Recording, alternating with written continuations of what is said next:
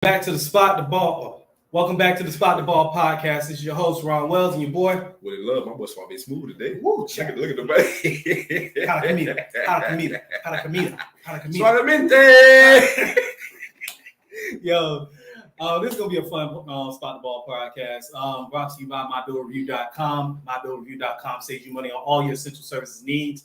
Give them a call, 561-281-6099. That's 561-281-6099. Guys, we are back. It is no off season because we are talking about college football even still. Coming in with the big three. A little bit quiet on the Western Front, but we want to talk a little bit because the big three had news still nonetheless. Florida State's been quiet, so I'm happy about that. I like my team to be quiet. You know, all these people putting expectations out there. It is what it is. It's the offseason. They're going to talk. The only big thing with Florida State was their NFL draftees or potential draftees like Jamie Robinson being named Senior Bowl MVP of the practice week and things of that nature. He had a decent Senior Bowl as well. But outside of that, he's positioning himself to be a top 50 pick, which is great. Congratulations, Jamie Robinson, because he couldn't do that at South Carolina. Next up, let's get into, you want to go with the Juice or you want to go with Miami? We can do the. We go to Juice. We can get Miami last. I think it's more happening with them. Yeah, it's a lot more layers to that. So we're going with University of Florida and the Jalen Rashada story that just won't go away. Of course, it has a little bit of Miami ties, but we're going to get into it a little bit. And because it has a little bit of Miami ties, I'm going to let you get started on it. Go on. Well, obviously, as we know, Rashada was committed to the University of Miami, which was expected to commit to Florida, and he made that decision and surprised everybody. Oh, that it's the NIL, this and that, which we can realize or figure out that those speculations had to be true. Mm-hmm. NIL, so this should go on Miami. Might have been the money for Rashada. Not all recruits, but with him, it might have been the money. Yeah. And then goes to Florida, which now we know that number was legit 13 mil. And that collective, which they're saying now the Florida collective lied or the deal fell through. And for what I've seen, it was more so he gets a certain amount up front, and then every year he will get an increase if he does what he does, got different requirements, media appearances, all those kind of things. And now he's committed to Arizona State, and we don't know exactly what he is getting now. From what I saw, again, it's all speculation at this point because we don't know. Mm-hmm. It could be from the getting whatever he was going to get at Miami to 13 mil to maybe now nothing because we don't know yet. So until we know, we're going to speculate. It may not be as lucrative as it would have been. He just got to a place where now it's for the love of the game and the love of actually the place that you're in. So his story's a lot. We're going to go ahead and put this up there, messing up the money. Yeah, they definitely messing up the money. So with the Miami deal, I honestly believe he liked the vibe of Miami. I do. Mm-hmm. I'm not saying that he didn't like the vibe of Florida as much. Mm-hmm. I'm just saying I think he liked the vibe of Miami. The incentive is that I don't think, and like I said, there always is lawyers. Mm-hmm. You got to remember, he's a California QB. California players in general can get representation in high school and negotiate these deals. So when they said the number is not that big, I'm like, being that I'm kind of moving towards this space and things of that nature, I knew with the California influence that number might actually be true. The $8 million that people were speculating at Miami was more than likely true or close.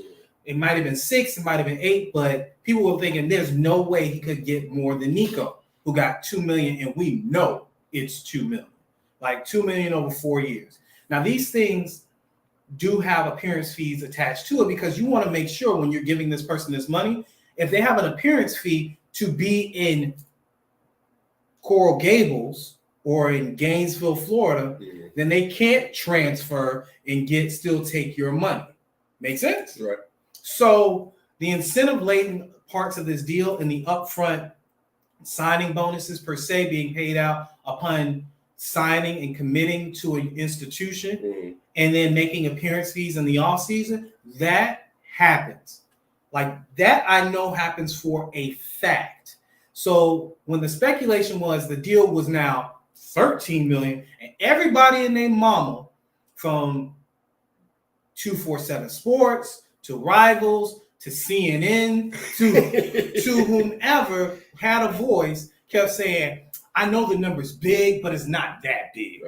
And I'm like, yeah, the number's big, and it's probably that big because he's a California quarterback, not just a California player, but now you're talking quarterbacks. Now, Nico signed so early in this NIL space that he didn't give time for his number to inflate. Now, Nico is a better prospect ranking-wise and probably a better – I believe he's the number one player in this class, not Arch Manning. Now, Arch Manning, everyone believes that he should be compensated the most in his NIL deal because of his last name.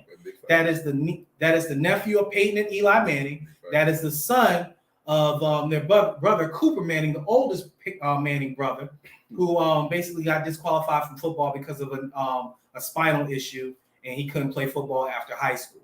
He played at the same high school as his uncles and his dad, and that level of competition after watching him play versus Berkeley Prep in Tampa, it's not that great. The competition has been watered down. You can tell me OBJ came from that school, all that other great stuff, but the competition's watered down. On top of that, too, I have him outside of my top 30 players, to be honest with you. But his name, image, and likeness carries a lot of weight. Exactly. And that is what people are talking about. Like, he can go get deals from Oreo, Buick, Cadillac, ESPN, whatever, because you already know his name is a household brand name. Just like Blue Magic and American Gangster is a brand. And long and short, people didn't expect for with the Blue Magic, bro. Hey, his name is Blue Magic, to be honest with you. No matter how much you cut and slice, nobody thought with the known entity of Nico, who everyone, if you make Arch's last name Jones, he ain't getting what Nico's getting. Who? Exactly. Who was his name? Exactly. He's an imposter. Exactly. So Nico got $2 million that we know of. Right. Like, we knew it's reportable. It's in California. You know it, even though he's going to Tennessee. It was reported. It's true. It's fact. And people balked at $2 million because Bryce Young, when he first came into college, got $1 million, and Nick Saban pitched a fit. Now, if you look at Bryce Young now, top player coming into this NFL draft, you would honestly say that he was worth $5 to $10 million last year for Alabama and didn't win the title. Big facts. So back to the issue at hand with Jaden Rashada. He was the last top 100 player that played quarterback on the board. All because of the shenanigans. Even with the shenanigans, even in July, he was the last. So if you're the last top 100 player that now your position factors in and you're a quarterback. Yeah, that bag come luck. We've been for you at this point. Exactly. Now we've been. So you had the likes of the Florida Gators, Texas A&M, and Miami, all big players in the NIL space or with perceived big pockets, bidding for his services on top of the fact that he can sling it and he is a good quarterback. Yeah, you're right. Yeah, that was a recipe for disaster. It's so much so this whole NIL space is causing so much ripples. You got in the college basketball world with Jim Bohan saying that teams are buying teams with NIL, so that's how big it is. So for you to be on the board that late, and now you got even in other sports, other coaches say, "Hey, look, man, hold on, man, they buying squads." NIL is real. But see, they were already doing that. Like, we know about the bag, man. And on top of that, too, with one and done, they scream the same stupid BS. And you know what it has to do with, the people that look more like me than the people that look like the front of my hand. So now it comes down to this. The Florida Gators did the right thing they did the right thing after the fact when they didn't pay up. And it was $500,000 up front. It is verified now. $500,000 up front, and then divide the 13 by 4. So with all due respect, and I mean with all due respect, all y'all people who thought it wasn't possible, it's possible. It's bag big enough to make it possible. And the bags are big enough. When you talk about quarterbacks, put it to you like this: if it was $13 million. Do you know the University of Florida makes that just in attendance to Florida Gator games, home games for one season? Oh, yeah, TV deals, everything. So who's to say what Anthony Richardson, who didn't play well this year, was worth to the Florida Gators? You're about to find out. But at the end of the day, it is the quarterback, number one. I don't see this going for left tackles or corners or anything like that nature. They're not as we all know, the quarterback stirs the drink. And he's the most important position on the field besides whoever's protecting that quarterback's blind side. Yeah, but that's the insurance policy. Right. You don't pay as much for the insurance policy as you do for the house right? or the car. 100%. So with that being said, it is the quarterback position. And then on top of that, too, you took so long to allow name, image, and likeness to happen that this is bound to happen. Yeah. And unless you recreate, which people have been talking about in the space, I'm gonna blow the lid off of it, but it ain't that much of a lid to blow off. The college football playoff wants to disband from the NCAA. They do. It is being talked about amongst agents of athletic directors, agents of players, agents of coaches. It is being talked about in those circles. The only circle that don't want it to happen is the presidents of these colleges or institutions.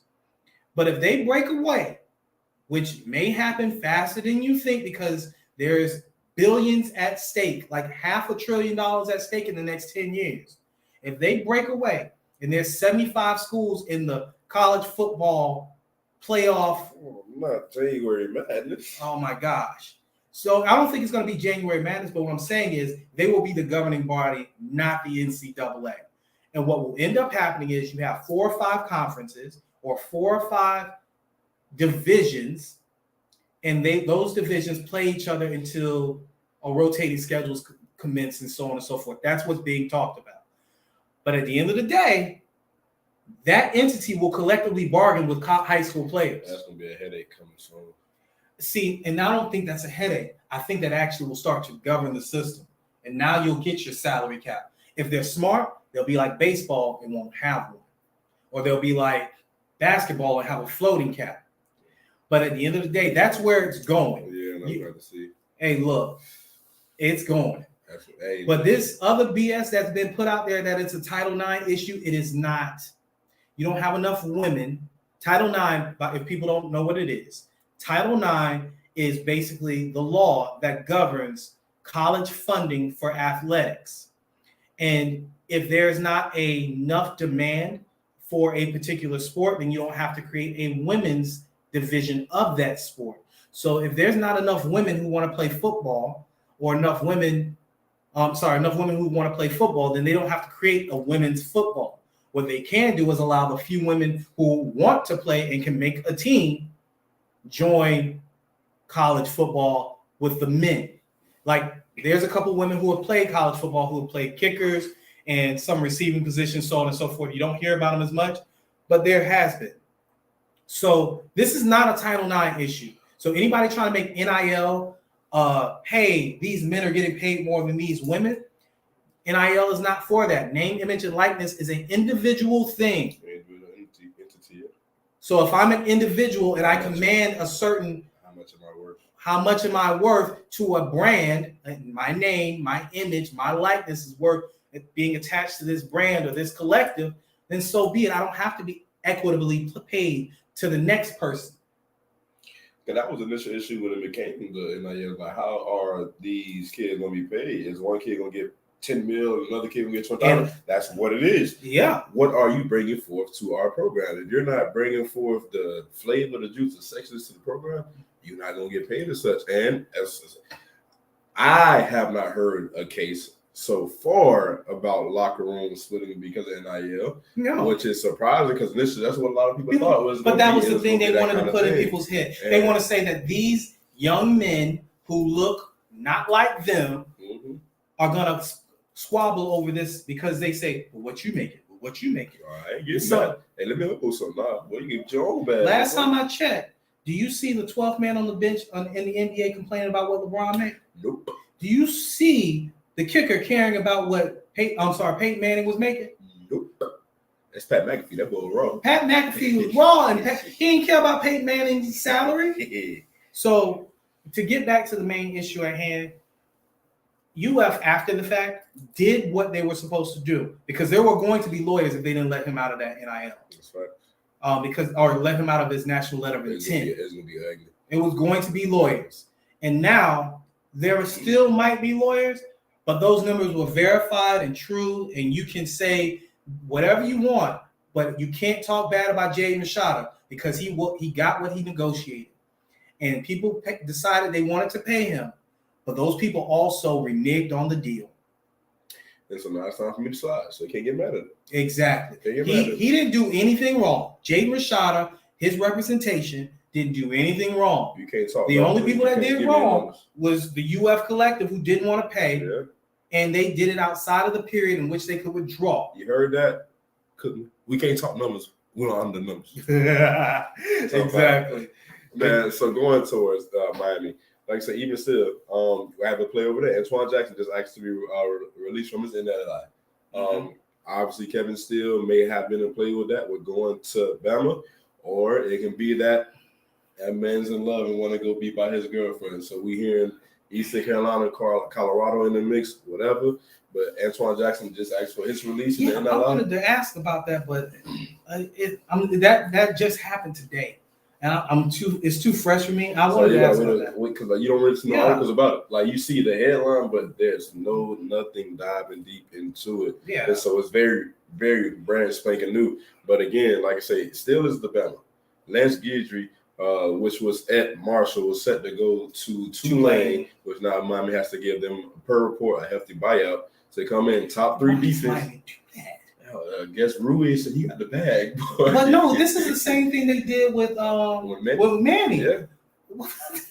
They paying somebody to coach at your school who you could have had beforehand.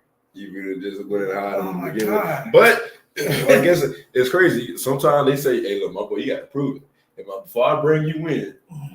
But it's, again, I still respect it in the end of the day, because again, for me as a fan of the program, if you see poor results, it's time to move on. This program been through too many years where you don't stuck with somebody when you should have left, and should have been moved on.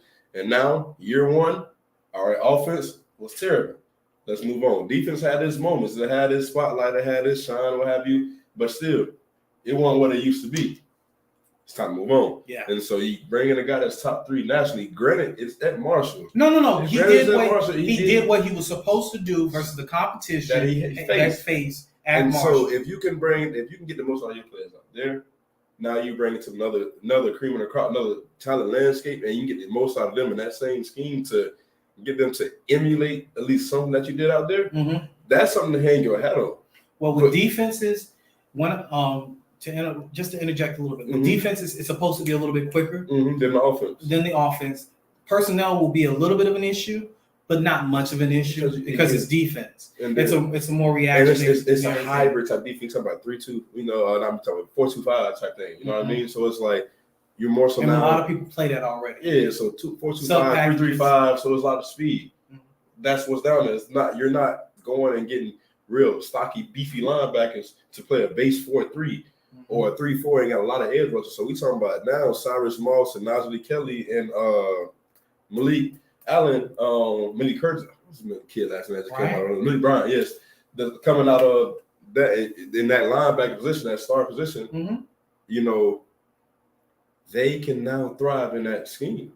So you get Cyrus on the field because he wasn't on the field. Well, he couldn't get on the field. Not in the last scheme. He couldn't get on the field. I hear you. But I'm saying I watched his film. That's what I'm saying. But see, another scheme maybe give him a chance. Maybe. Hey, but that's just his case. We know what Najee can do. Oh no, Najee. I'm a firm believer in Najee. And we see Malik Bryant. So I'm a firm believer in those. Again, so we got to see. I'm a firm believer. Taylor, I'm a firm believer. We got to see. But at the end of the day, my only issue, and I've said this in previous pods, is that these hires are being done so late when the spring. You've already forfeited spring. That's what the problem is the fact that you still get, unless they know, and these kids got their playbooks. I know to us, you have not gave us anything of offensive coordinator. So unless it's y'all holding down until some things work its way out, it's either that or y'all don't have an OC. You feel me? So it's like for me. When it comes to Miami, it's the timing right now. Yeah, I'm not even critical of this hire. I actually like the hire. I like the creativeness behind the hire. I was not expecting this. Where my ick is about this hire is the timing of it. You have literally forfeited strength and conditioning. You got to understand, coordinators give plans to strength and conditioning coaches, not so much the head coach unless they're the play call of that particular side of the ball. And we know Mario's not the play call on either side of the ball. He is the most influential CEO of it, but he can't give a directive to his strength and conditioning staff. Do I want them faster? Do I want them leaner? Leaner. Do I want them bulkier? So on and so forth. You won't know that until you have the directive of what scheme you're playing. And you don't know that so far into mat drills. Yeah. They started mat drills on the 7th, 8th, 9th, 10th of January. We're a month in. You can't reshape a body in a month prior to spring. So with that being said, and it was the same issue last year. They hired Steele on the 5th of February. They hired Gaddis on the 7th of February of last year. Gaddis had his own problems. I'm not going to blame that. No. But you still, you still didn't have the scheme. Your point is valid. I'm just saying, Gaddis had his own problems. Shoot, Steele did too. But that's why I want to ask you about that, because you know how you feel about Steele. I know this one. So go. That's what I'm saying. Like, bro, like, how does he go to Bama? But see, my thing is it just gonna be this man for find like the fountain and you out of nowhere and turn no one's dog, because they got dogs out there, so it really don't matter. I can say it don't matter the scheme who you got out there, but they got it out there. You ready? So do you think he go out there and they're gonna have a stellar defense, or Bama's gonna have yes. Okay, so yes. So that's all I want to hear from you. I held my tongue. Thank God I held my tongue on Twitter. So I held my tongue on Twitter when this hire was made, because I am not a big Kevin Steele fan at all. He got booted from LSU the year before they won the title because they thought they could have a better defense, and they were right. This is not the last LSU title. This is the one back in 2013, 2012, 2013. Yeah, exactly. So here's the thing. Kevin Steele and Saban have a pseudo relationship, but from what I have read and some of the things that are chatted about, Nick Saban has already hired Jeremy Pruitt on his off-field assistant staff. So he wanted to hire Jeremy Pruitt. Jeremy Pruitt, as you know, when he left Tennessee, left it with some NCAA violations. He can't physically hire him for on-field staff until it's all that's clear. Exactly. It's called a show cause hearing. So he has to show a reason that the stuff that happened at Tennessee wasn't on Jeremy Pruitt, and prove to the NCAA that, hey, he can coach. Because if he hires him as an on-field coach and the show cause hearing disqualifies Jeremy Pruitt, he's now a coordinator down. But if he waits one more year, which is next year, figure all this out. Next year we talking about Jeremy Pruitt. We're coming in, and Kevin Steele is gone. So Jeremy Pruitt was consulted on the Kevin Steele hire, and what Jeremy Pruitt probably said was, do you want to take a little bit more money and a better situation and come here and hold this spot for me while I feed you my defensive scheme that Nick likes to run? Because Jeremy Pruitt has been by Nick Saban's side several times. He left Florida State. He came from Alabama to Florida State after being a DB coach for Nick Saban already. Helped Florida State win that national title. His defense was a good reason why they won it. No offense. Jameis was phenomenal that year. Don't get it twisted. But that defense had all 11 drafted. And then the backups. You got that's just 2 names on the face that. Josh Sweat, who is on the – they had – Was Kane Doe there at the time? Kane Doe was there. Like, Jeremy Pruitt was a dog recruiter on top of all of that. So he has 6 players in the Super Bowl that he coached. Like, currently, right now, 6 players in the Super Bowl that he coached. Coming back to it, Jeremy Pruitt came back to Alabama, won 2 more national titles, then got the Tennessee job. And now that is the reason behind it. So before it happened, I'm glad I bit my tongue, because I was like, found all that out on the back end. Yeah, I found all that out on the back end. And then now it's being reported on chats and some background, that makes sense. So the message boards are going crazy. But I thought Nick Saban was past it, because I don't really like the Tommy Rees hire. and I definitely don't like the Kevin Steele hire. But see, I understand that's like I understand the timing. The Jeremy Pruitt hire. I understand the timing, but I'm happy that they got a hire, especially if you're gonna run this kind of scheme. If you're gonna go hybrid 3-3-5, 4-2-5, that kind of help your depth issues up front. Yes, it helps Miami's depth issues up front for this year. So you're not rotating so many bodies because you're playing especially on the back end, especially not the defense alignment on the interior. So you get to run a little bit more faster guys out there. Really, it's kind of the scheme that West Virginia ran before. You're gonna have a bigger backer out there as one of those end spots. You're not gonna have four true. Like Messidor came from a 3-3-5. Yeah, so you get where I'm coming from. No, that's facts, man. So that's why I said that for me, like you said, I didn't see it coming. I knew we've been talking for so long. What's gonna happen with Steele, but I ain't see this name. I didn't even it wasn't even like a The only criticism I have is that his prior stop to Marshall. West KU, if I'm not mistaken, correct? No. Not even that? FAU. Oh, yeah? He left along with Telly Lockett, the running backs coach. Him and Telly Lockett both left Willie Taggart at FAU last year. I'm sorry, in 2021. And I watched FAU football in 2021, and I ain't like that defense.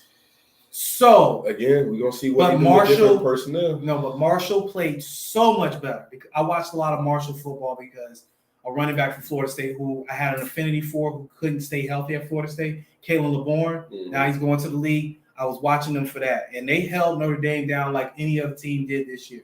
So to be honest with you, and that's the reason why I don't like Tommy Rees at Alabama, is because Marshall held them down so bad. So we can see. So now we can see. Besides defense, we're gonna see. German Pruitt gonna do that. I don't see a dip in Bama defense. I actually can see an improvement. Yeah. Jeremy Pruitt is better than Golding, but Golding is still a good defensive coordinator. So with Tommy Rees and Bryce gone, we can say I'm not gonna bank on it, but we potentially can see a dip. Oh no, in Bama offense. I don't see Bama being in the playoff right now, but I gotta watch a lot of film to see what goes on. July, the last week of July.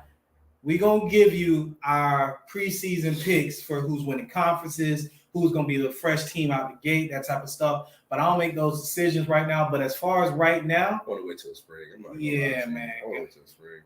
I want to give me a little bit more time because I need to see the transfer. This off season is a little different this year. This is not really one that we know. July is the final rosters, so that's why I don't even want to worry because transfer portal happens again. I just want to go through the spring period. And I didn't even care about that. So to transition, man, we don't do Friday night lights here in Florida State. We have our spring game on a Saturday like you're supposed to. That was new too. Again, this is a brand new offseason to me. Oh, no doubt. You guys are running away from Florida State. Y'all want to host the same weekend. Stop it. Gators are doing Thursday night lights. What kind of spring game is that? Florida State is on Saturday. Man. We are all witness. Last night, I made sure I stayed up and did not go to bed early for this reason, man. Shout out to my GOAT, LeBron James, for breaking an all-time scoring record last night. Only solidified how much more the GOAT he is to me. Everybody has their argument. Everybody got their reason why. Not even having that argument today. What have you. But to me, it has to be. And did it on hundreds of fewer games than your boy Kareem. Why they put that boy Kareem in the hellhole yesterday? Every time boy Brown made a shot, you got Kareem back there just. See, you wanna bait me, and I'm not gonna let you bait me. Why you like that? Because this is LeBron's day. Listen, bait him. I'm gonna get him because Jordan, you're good. I get it. I understand. He ain't your go neither. No. Oh, that's your go. I'm just letting you have. I'm not having your nothing. moment. I'm not having nothing because. Congratulations I'm not. to LeBron. I'm not. Whatever your middle name is, James.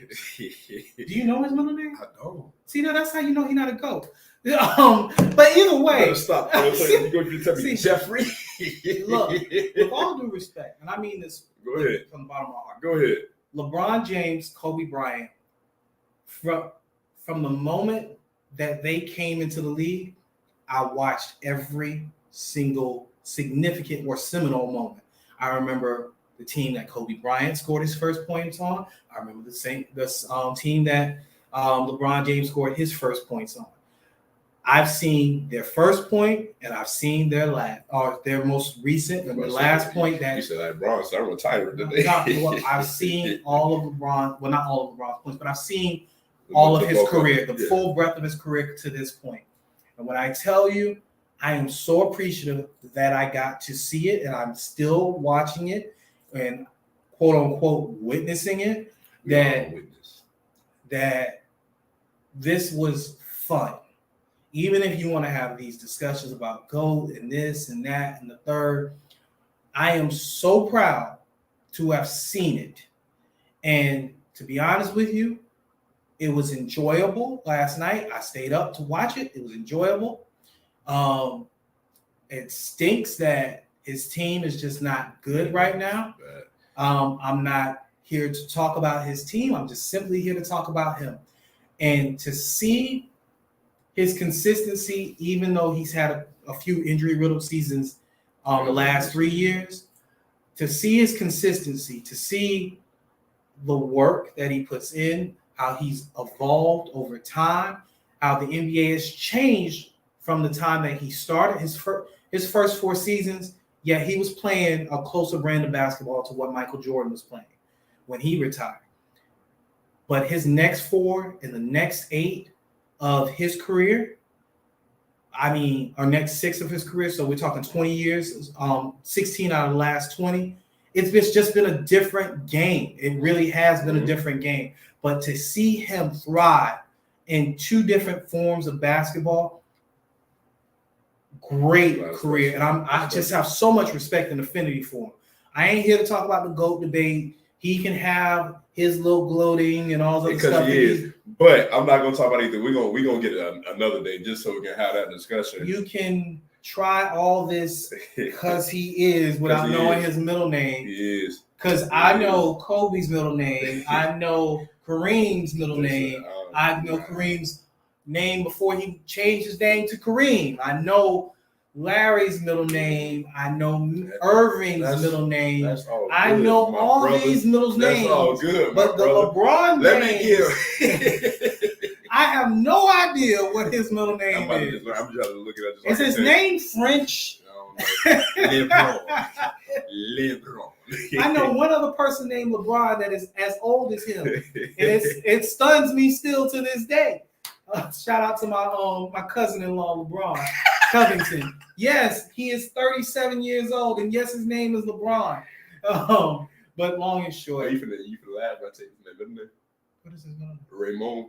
Oh, I did hear that before. I just hadn't remembered it. See that? Look, all I gotta say is congratulations to LeBron, King James, the Bible himself. It was great to watch. Ever since that man turned 38, that man been on a tear. Hey, look, he's been on a tear. Health can do that. You don't see too many guys. Hopefully, you don't tell nothing else on his way through. I hope not. Because we got to think about it too. If when he had his first year at the Lakers, when he pulled that hamstring, we got to imagine that man probably could have broke this record first 10, 15 games of the season because he missed a long stretch that first year with the Lakers. Oh, he missed a long stretch the first year. He missed a long stretch the third year. And he missed. This is the 4th year or the 5th year. That's why I don't want to get into it because everybody say injuries and with the other players and how long they played in that third. But hey, man, if you got to think about it, the same deal. We take a lot of people say Brady to go, but a lot of this stuff is because of longevity and taking care of him. So that's why you smashed the record books. Again, with like LeBron, same thing with Brady. Brady played in the brand of football where you could actually hit him, and then he influenced the game that you couldn't even touch him. Exactly, because somebody mistakenly rolled into his knee. Like it was truly a mistake. And one season that he has only been hurt 1 year changed the level of branding of football and how quarterbacks get hit today. Lawrence Taylor had a quote when he's just recently said it on The Athletic. He was sitting in an interview. Guys, go check that out. But he had a quote. He was like, man, Brady ain't my GOAT. It's still Joe Montana. Because Joe Montana didn't have the rules that Tom Brady had. And he got hit a lot. I hit him. I know. He said, if I did a quarter of the things that I did to Joe Montana to Tom Brady, I would be arrested. I would not be in the NFL. I would not have had the career I had. It's just not the same quarterback. And errors is errors. And errors is errors. And you learn a lot too. A lot changed. You protected people from themselves. Like with basketball, it's like basketball came in, like I say, early on. You weren't shooting the jumper like you were shooting it now. Everybody's shooting a jumper. Then towards the back end, well, you can say part 2 of Bron's career, because you said the first 8 and then first 7, and he went to Miami. And then that's when, at that time, Boston came with that super team first, and then that's when that whole super team era became. I honestly can say, with beyond a shadow of a doubt, after they did away with the brand of basketball that LeBron started his career with, after the Pistons lost to the Spurs in 06. When the Pistons went back to back, I would say it was 06 or 07. Kind of, that's when, because they played 05, and I know Miami won in 06. And then I know Bron went. Okay, so I think Bron went 07 when he went to play San Antonio. So I think it was 05. Because he got swept by San Antonio 07, if I'm not mistaken. But the Pistons were the last time they were going to allow that brand of basketball to be played. Yeah, that boy was tough. They just weren't going to allow it because the Pistons killed the Lakers dynasty. But at the same time, no disrespect to the Pistons at all, but they were going to change that brand. And it's just the way it's going to be played. Like they have to keep people watching. You have to evolve. I get it.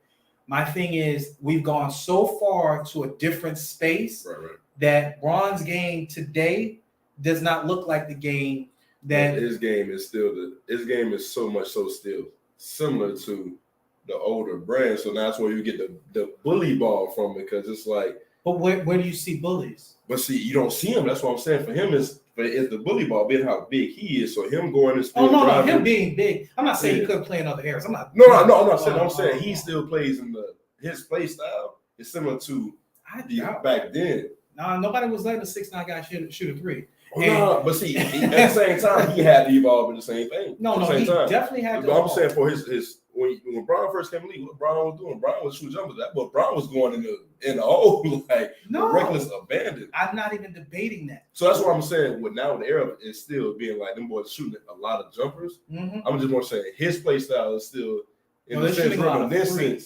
A lot of threes, but his play style is still reminiscent of older days. But he has evolved and made his play style to where he can sustain what's going on now. And that's what I'm saying. No, and my respect for him is for that. Because with Kareem, like you were saying, he was just sitting there taking his shots every time they were looking at him. Kareem came from an era where he was so good in college that they told him he couldn't dunk no more. And then he gets to the league, and they showed a graphic on ESPN of how many threes LeBron took. And how much he took like 2 threes, if I'm not mistaken. He made one. He only took 18 because the 3-point shot didn't come in until he had already played 10 years. Yeah. And he played for another 10 years. Yeah. And then there was the fact that when he broke the record, it was just like, it was 27,000 or something like that, or 30,000. And then he built upon it. He built upon it because he was just still playing. My thing with he played till 42. Yeah, but Cap is different. Cap just for context, and like I said, I'm not trying to have this debate. I'm just saying, for context, you were like, is Jordan your GOAT? I don't even debate it because I had to sit and have these conversations with my dad and his guys in his era, and they wouldn't let me talk unless I watched their era.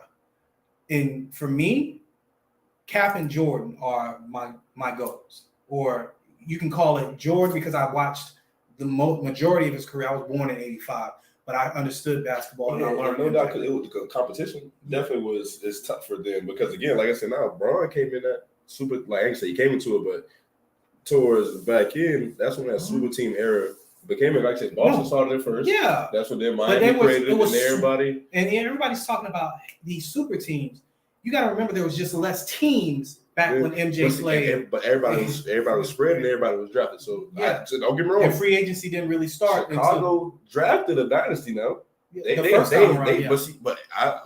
for me, where I go with it, like I say, to not super get deep, but I looked at it and just all championships, just compare rosters. Jordan had the better roster. I'm not saying they went and paid for it. It's just as a GM, the board did what they needed to do. So they put a team around that man and what he was good at. And you feel me, Jordan, Jordan took the shots, the greatest shots, but Jordan also has moments where he passed up shots to get the right shots. See, those we come from an era where, okay, put it like this, and we'll end on this point with the basketball conversation. What you just said about those two eras, there's a player who's an active commentator right now today, and I'm gonna weave him in. So give me a second. LeBron after year 3 or 4 got to play positionless basketball. All right, that's the era that we're talking about is positionless basketball. One, because there's not enough people who are 7 feet tall that there was back then. So that the necessity for it all. When you have somebody like Dwight Howard dominating the game like he did through his stretch, especially defensively, and there's only 3 other people who could do it. Today's kids will never know. Exactly, but there was only 3 other players even during Dwight Howard's stretch of 4 or 5 years who were his size who couldn't even compete with him. Right. As opposed to MJ's day where you had a position-based game where a point guard distributed the ball. If you're great, if you get 16, 17 points a game. Amazing. There were 24 Chris Pauls. So when people try to tell me who Chris Paul is, I'm going to tell you who he ain't. He ain't even Kevin Johnson. So because I've seen too many point guards who are actually point guards like him. He is not an anomaly. The last era had 25 people like him, and about 20 of them were better. But in this era of basketball, you also had centers. You had 24 centers in the league out of 28 teams. Every team had a center, a real one.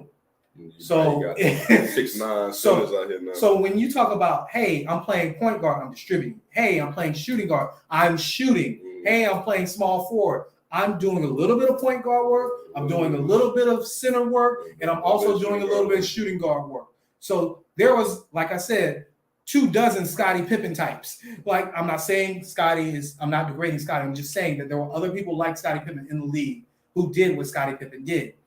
And the anomaly was because these people were getting phased out was someone like a Moses Malone back in the day. The closest thing to Moses Malone don't even have as many combined rebounds as Moses Malone has offensive rebounds, and that's Dennis Rodman. So at a 6'10" power forward who could also score and rebound at 20 rebounds a game, those players were getting phased out first. Power forwards were getting phased out first. Then centers got phased out. Now it's it's a game of point guards, shooting guards, and small forwards. And you got a couple of guys who are anomalies like KD or like Luka who are or LeBron who are in the game. There were 10 people like LeBron when LeBron in MJ's era. One in particular was Karl Malone, who was second on the list. He just didn't get a chance to shoot. So he's running pick and roll with John Stockton. Again, not positionless basketball because you know why? He had Greg Ostertag, a center who was rebounding and getting small points. LeBron is so great. Please understand, he is in my top 4 or 5. 4 through 7, you can debate till the cows come home. It's just my top 3 are just different. And it's just because I was forced to see the era before me. And I was in and blessed enough to be in the era just before you. But that's normally the debate. So I done been in there, I done seen it, and I heard it. You know, for me, I guess just what's most important to me as far as who's the best is out of everybody, statistically wise, who does this, that, 3rd, 4th, 5th, 6th, who does it the best, right? So I like I say, Jordan was dominant. He got 6 of them, undefeated. Like, I get it, the era, the competition. I get it. But that's what my whole thing, too. That discussion is like, y'all going to a lot of people say, well, he got 6, Brian got 4, and he went 4 and 6, I say, well, for one, that's why I say Jordan forever had the better roster, depending on who he matched up with. You know what I mean? And 2, no, it's not even you that. It's not even that for me. You also got to think, but that's why I said you go Bill. If you want to talk about ring count, you go Bill. No, Bill Russell's in my But that's what I'm saying. If you're going to talk about great, if that's the argument, you got to go with Bill. If that's what you're going to sit here and tell me. The reason why I have Kareem over Bill Russell, Bill Russell's in my 4 through 7, where you can debate any way you want. That's facts. Okay. The reason why I have Kareem over Bill is because what Kareem did even before the league. So just a little sprinkle in, right? Kareem never lost in high school. He never lost. He lost one game in college versus Notre Dame in the championship game. Kareem went to 9 finals and won 6, and has 4 finals MVPs, and has 6 regular season MVPs, and 3 defensive player of the year awards. Well, no, I'm saying Cap different. Cap different. For me, with Cap, that's why it kind of touches a little different. I don't think. So when people say ring counts, I'm just like. But that's why the dominance for your whole life. That's why, like I said, I tell people, I say, look, man, you gotta think about it. That's why when I go with and he got 2 as a coach. Cap is so different. That's why when I go with LeBron, I'm like, you gotta think about it. In this era, Cats built teams to stop one person in this league. Oh, no doubt. That was LeBron. So when you talking about, oh yeah, he this and that third, I said, well, bro, it's gonna be hard for you to beat Clay, Steph, and KD. Oh no, that's gonna be tough. But like San Antonio, you earned that one. Oh yeah, you earned both of those. And when you got swept, and then on the back end, you earned both of those. Yeah, I'll tell you that. Yo, Dallas, you earned that one. Yeah, you earned that. No, but that's not even the point. Like you said, they built teams to stop him. They built teams to stop a lot of people, but in this era, in this era. The type of team that needed to beat him had to change the type of gameplay like the transition of him playing this way in this era. It was caused because of him, and I give all props to King James for that. You don't have the 3-ball era without LeBron James because no one looked like him in that way, so they had to change how they're delivering. So I literally used to say. Before there was a San Antonio doing what they did in that series, I literally used to say, if the Heat get 8 threes before the third quarter, you're losing that game. It was just that simple. It was just simple math because how efficient LeBron is, how efficient Wade is, and how many rebounds Wade and Bosh and LeBron get together, you can't beat them at that game. They're just too hyper efficient. I give San Antonio had that scheme. They were shooting They shot so many threes and made so many. I didn't think exactly. I couldn't fathom that somebody would make 17 threes in a game. But see, at the same time, what I say too is like again, that's why the game is a team aspect of it. In that series, everybody folded on LeBron the second go around against San Antonio. Because when you look at the stats, you go top 10 scores, like 6 or 7 of them is Spurs. Yeah, but so again, you got Bron and Bosh and Wade on the back end, so you didn't get the contribution you needed to. I don't even think it was a team. So when you're saying the contribution, again, nobody saw Danny Green going crazy the way he did, and it wasn't the style of play that it was a real shock to the NBA system. And that's why you fire a Mark Jackson for Steve Kerr, because he knew how to play and run that scheme. That's right. And then you give him what Mark Jackson told y'all before anybody believed him, the 2 greatest shooters of all time on the same doggone team. It's going to be a problem.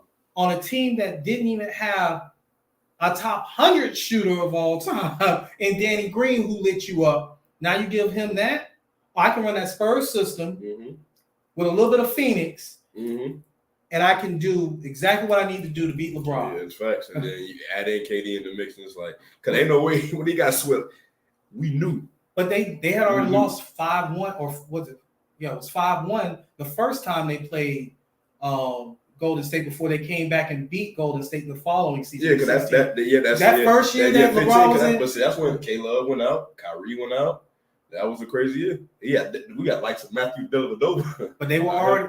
But again, that system was still whooping they behind before they came back. That 3-1. That year, the first year, we can foresee the loss. No, but even the second year, you almost thought that was done. It was nasty until they came back. LeBron and Kyrie was different. But Bron and Kyrie were different. Were they different before in the first 4 games? No. Exactly. So, but the boy said, money on the line. What are we gonna do? Barbecue and meal do? I they get show it. the dogs. Look at you using daddy's phrase.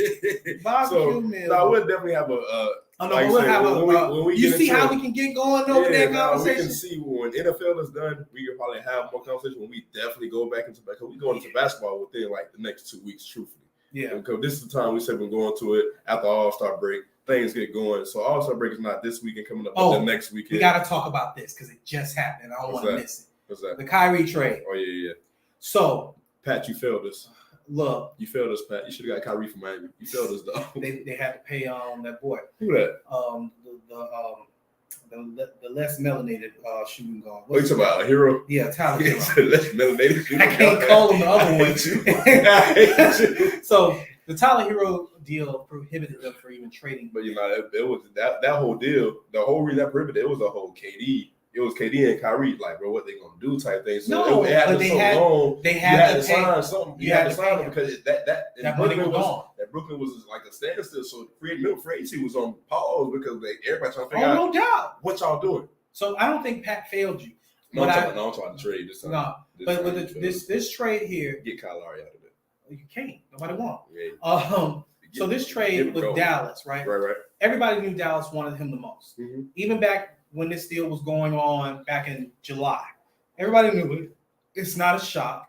And what makes it even worse for people, these LA fans, trying to tell me that, like you said, Pat blew it. They think that LA blew it. No, but nobody won't like Russ right about now. And I feel like Russ get a lot of disrespect. I feel like Russ got a lot.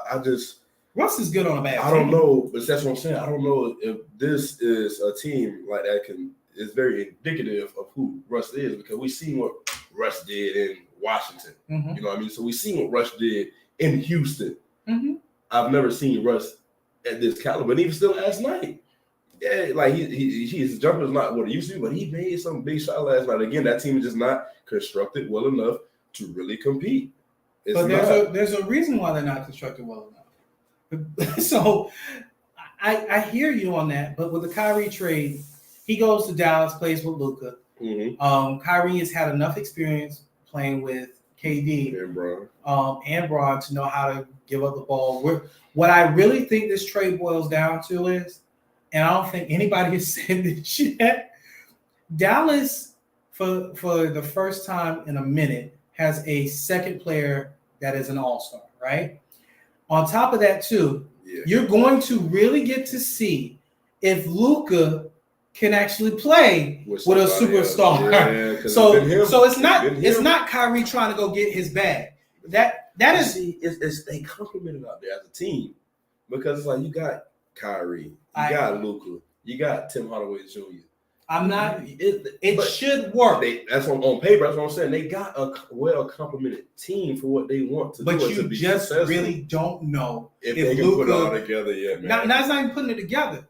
Luka has the biggest usage rate I've ever seen. It's more than James Harden. Who wins and loses you games out there half the time? And in Dallas. Look, this is the highest usage rate, even more than James Harden. I want people to really hear that. Luka has a higher usage rate than James Harden in Houston. So we're really trying to see, like we learned with James Harden. Speaking of Russ, I just happened to just go and check an alert. I just saw another alert too about college football, but I don't want to go back. Oh, you're not. So this is on topic, but they talking about Lakers talking D'Lo and Russ trade. They sent Russ to Utah and D'Lo to LA. Okay, okay, here we go. Just to entertain that for a second. Now that we just got done. Okay, we ain't really done with Kyrie and Luka. Look, it remains to be seen. We learned about James Harden. He can't play with nobody else. No. Even out there in Philly. Oh, no. Now that he's lost a step, he's playing a little bit better. He didn't play well, like you said in the playoffs last year. Getting back to what you just said, this hypothetical.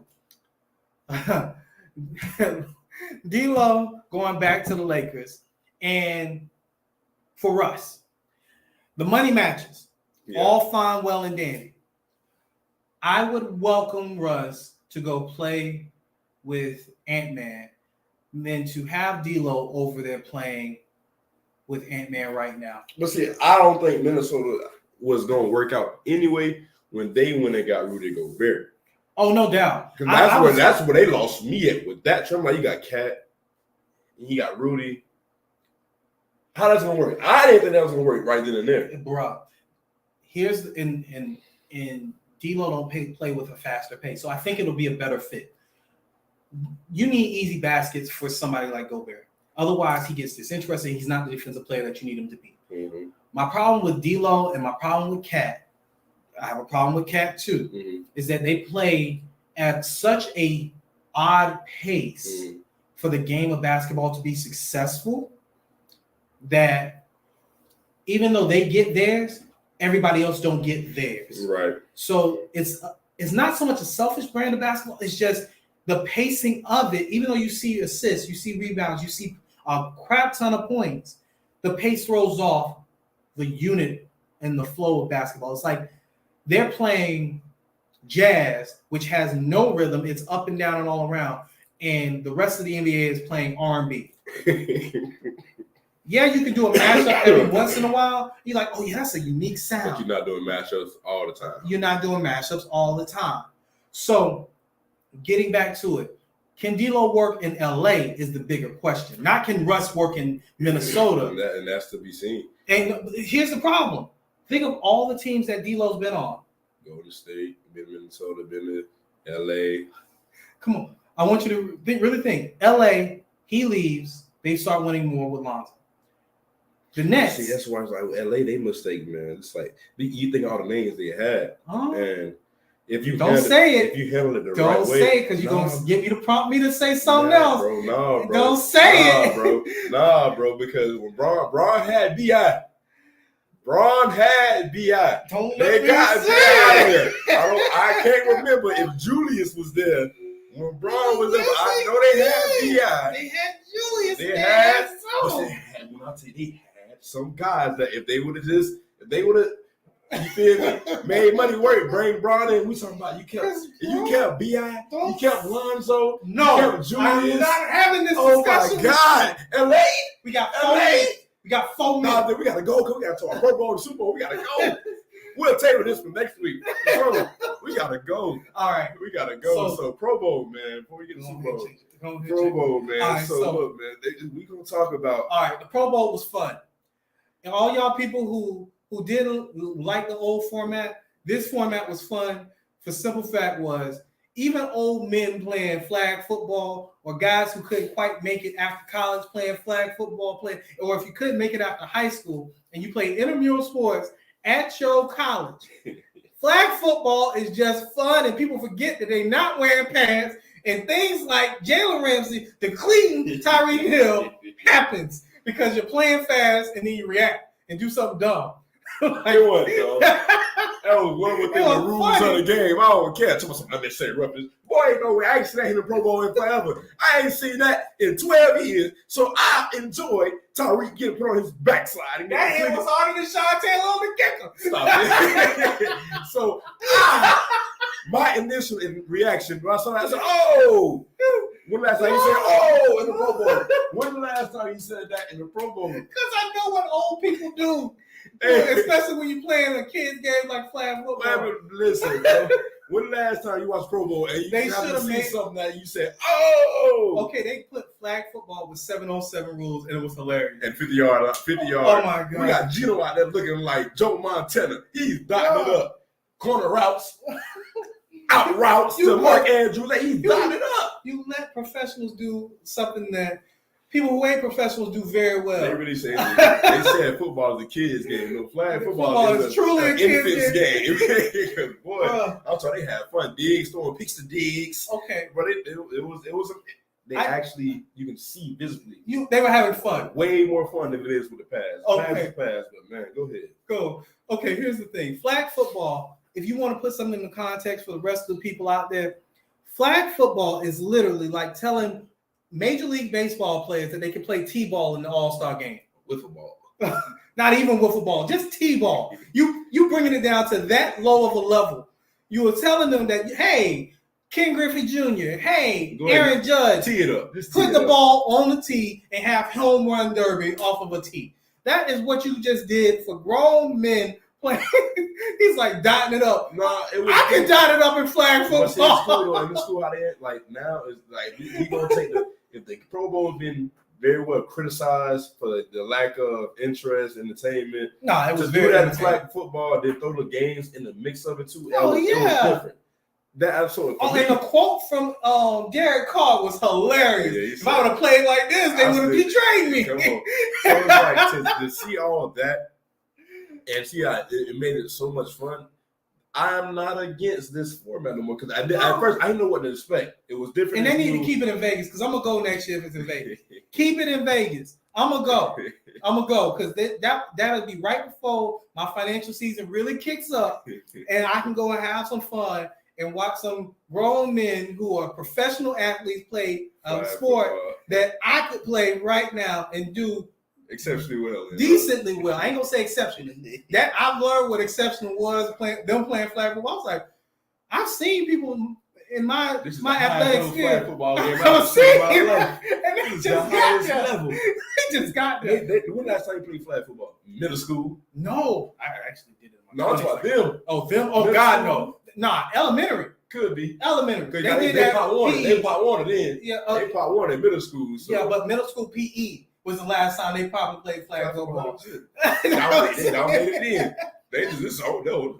I did this back in Coconut Creek. I done did it right here at Sandy Aloysius Pines or something. I don't know, bro. So it was fun. So we already kind of gave y'all our Super Bowl picks, man. We had a whole other week to dive in. Now Super Bowl media week. We trying to get y'all out here. We're about limit. And so again, anything change your mind on your pick or anything to be excited to see for our Super Bowl week? Because I ain't changed. I ain't waver. Have you? Okay. I wasn't even gonna come on here and convince you to waver. Mm-hmm. After digging deeper into it, how we left last show, where I was like, I can see where you're coming from, and you were like, I can see where you're coming from. I'm still there. I understand why this is a half-point game right now, or a point and a half, leaning towards the Eagles because they are healthier. Or sorry, they have more that they can throw at Kansas City. We need to talk about when we talk about Kelsey and Dickerson. I mean Lane Johnson. Dickerson is a Pro Bowler too, so it goes from 2 to 3 guards off the line to help them protect. So we said we'll see more as we get there. I'm gonna piggyback off of somebody nationally who said something, and that is, I'm gambling the game only because I gamble the Super Bowl. Gamble at your own risk out there, but I'm gambling the game because I always gamble the Super Bowl. But this is one of those games I'm a live bet to. Just in case of swing. Because I want to see what the first 3 drives look like, or first 2 drives look like. Okay. I need to see them out of the script. I need to see them in the script. I need to see them out of the script too. And for people who didn't, about like a quarter, seeing the quarter play. So people don't know what the script is. Maybe. Basically, a team will come in, an offensive scheme will come in with 15 to 20 plays that they run out the gate and they don't deviate. And I want to see the script, and I want to see a series without the script. And that usually takes about 2 to 3 drives just to live bet that game and actually pick it. I wouldn't be surprised if it goes one way or the other, but I'm going to stick with my pick because I picked these 2 teams to even be in this game. So I'm sticking with the Chiefs. He's sticking with the Eagles. And this is not, hey, because we got to pick against each other like we sometimes do. This is legitimate. We pick against each other. Mahomes Super Bowl MVP is mine. For you, what you got? I'm gonna go Arthur Warren. Dark horse. I'm gonna go Arthur Warren. I feel like this is his moment. He been in Tennessee, man, and felt like he had a lot more to prove. And then year 1 in the new system, and he's thriving. Receiving winning Super Bowl MVP hasn't been done since Jerry Rice. So man, I'm gonna go Arthur Warren. I'm only saying that because I feel like they have a lot to test the secondary, and the AJ is just a specimen. Oh, no doubt. He's just a specimen. So I give you that. Like, it's just more so. I don't want to. In my opinion, I don't want to go obvious. Cause like I said, you naturally gonna go Jalen Hurts, Patty Mahomes. You feel like that's just natural picks because that's who really dictates the game. And I really can see Jalen because he's going to pass and run if he can do the running successfully. They don't need pass. No, but I get picking AJ. I do get picking AJ. So AJ. I like that. I might actually put that on a ticket, one of my tickets. AJ. For me with Mahomes, what I've been seeing from him during this playoff run is that he can be flashy or he can be gritty. Come on.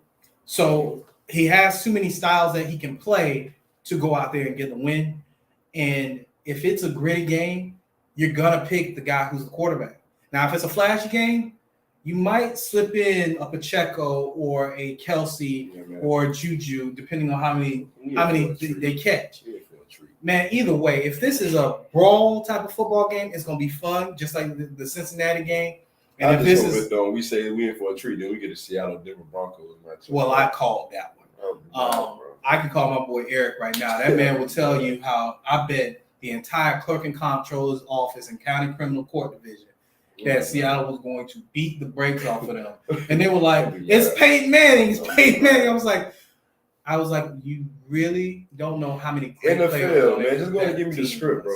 Like, go ahead and give me the script. Okay? Look, I'm not going to tell nobody. Have you seen the meme with Deshaun Watson read his script? I'm going to do what? Hey, what? I'll take that. Ooh, I want her to. I'm taking that. Yeah. No, let us get the script. We're not going to tell nobody, bro. We're not going back on the air no time soon. Let me get the script, bro. Look, Matt Ryan reading his script. They talking about. Oh my God! They talking about Tom Brady reading this script. That Shannon Sharp video. Oh boy! No, man. We got to get y'all out of here. We got to go. This has been one of your more off scripts, off Kindle Spot the Ball podcast. This was fun. I'm your guy, Willie Love. This is my main man, Ron Wells. We're going to pick up on the GOAT debate or NBA next week. We're going to start next week. We ain't going to give you 2 weeks. We're going to start next week. Oh, no, Skip. We ain't doing skill. Hey, sir. We're going next week. So be prepared. But until we ain't talking about Lakers. Until then, we'll see y'all boys next time. All right. Have a good one, guys.